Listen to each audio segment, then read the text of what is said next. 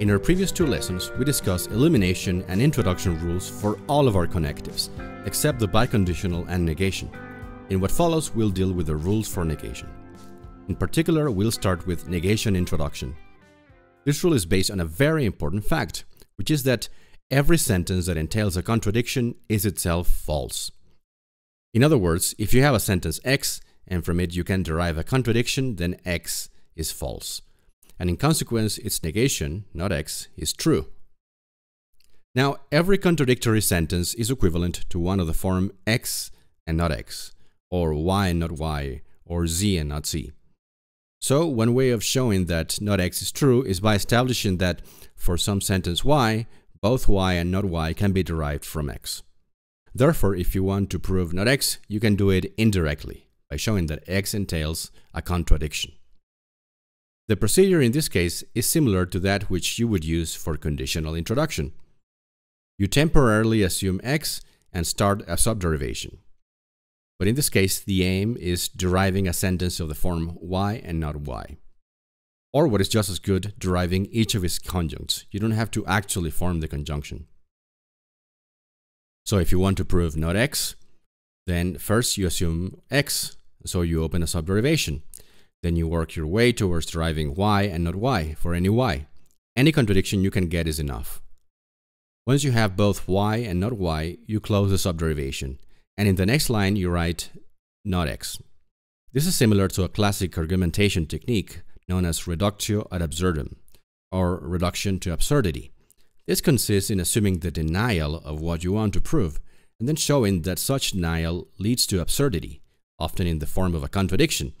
Thus, there is no other choice but to accept your thesis, since the alternative is clearly false. So imagine that you are at a party, and one of your friends says that their favorite geometrical figure is a round square.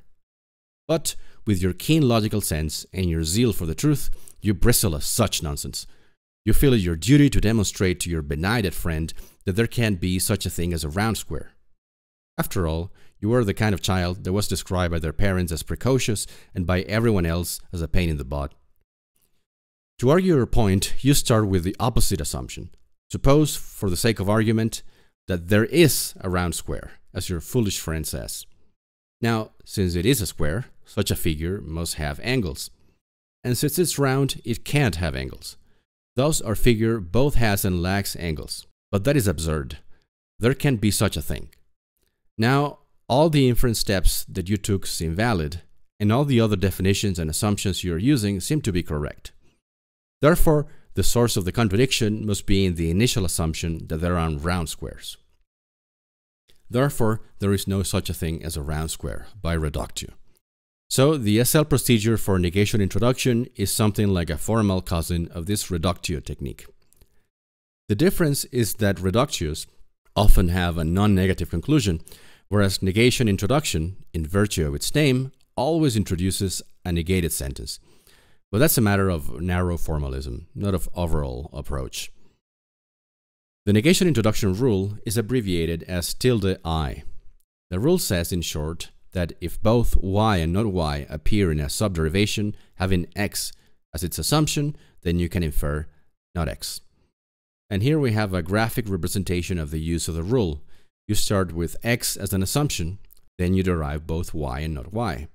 After which, you close the subderivation and on the next line you write the assumption, preceded by a negation sign. This is justified by the introduction rule, and the lines mentioned are those that comprise the subderivation. Here's an example. Show that this argument is valid. The conclusion we want to arrive at is negative, not A. And we have these three premises. So, since we want to prove not A, we assume A and start our subderivation. Now, our goal is to find an instance of Y and an instance of not Y. Then we use our rules to get such instances. And we succeed. We can see that in line 6, we have B, and on line 11, we have its negation. So we've reached our goal. In consequence, we close the subderivation, and we write the conclusion on the next line. We can combine both conditional and negation introduction in a single derivation. This can be seen in this example. Let's show the validity of this argument. Here we lay out our premises and remind ourselves of the conclusion we are going for. Since the conclusion is in the form of a conditional, we'll open a subderivation, and there we'll use A as our assumption, because it's the antecedent of the conditional we want to get. So now the goal of our subderivation is to infer not f, which is the consequent of the conditional. Not f is negative in form, but we can try to prove it by means of negation introduction. To do this, we open another subderivation, at the head of which we assume f. Now our present goal is to reach a contradiction. Our first step is to break down to our present subderivation all of our previous premises and assumptions. Then we go through our inference rules in the search of a contradiction. And in fact, we have one. A occurs in line 7, and its negation occurs in line 12, so we reached our contradiction. So we close our subderivation, and on the next line we write the negation of our assumption, not f, by negation introduction, lines 4 through 12. But that means that we also achieved the goal of our first subderivation. We started on line 3 with a as an assumption, and we ended with not f on line 13. So we close our subderivation and we write if a then not f as our conclusion by horseshoe introduction, lines 3 through 14. Okay, that's all for negation introduction. Let's briefly discuss the remaining rules. The counterpart to the rule we just discussed is negation elimination. It simply says that from not x, you can infer x. Not very surprising. You can see it as one half of the equivalence rule of double negation. And what about the biconditional? We know that x if and only if y is equivalent to the conjunction of if x then y and if y then x. Thus, each of the conjuncts is derivable from the biconditional.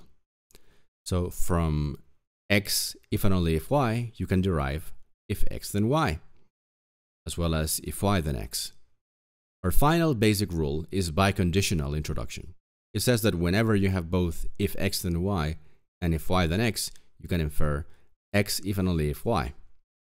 Okay, this completes our review of our 8 basic rules of inference. Bye.